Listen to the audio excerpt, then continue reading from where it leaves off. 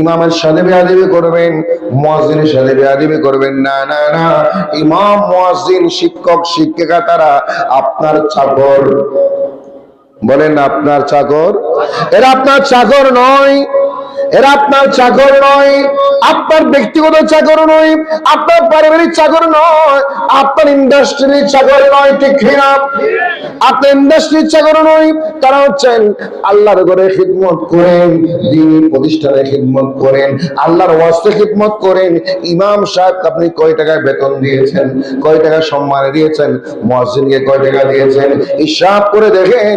সেই সম্মানে, সেই বেতন দিয়ে একজন মানুষের পরিবার চলতে পারে না, ঠিক না বেটি?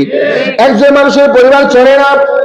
আপনারা যারা কমিটির সভাপতি, সেক্রেটারি হয়েছেন, ক্যাশিয়ার হয়েছেন, আপনার বাড়ির চাকরানির বেতন 10,000 টাকা, ঠিক না বেটি?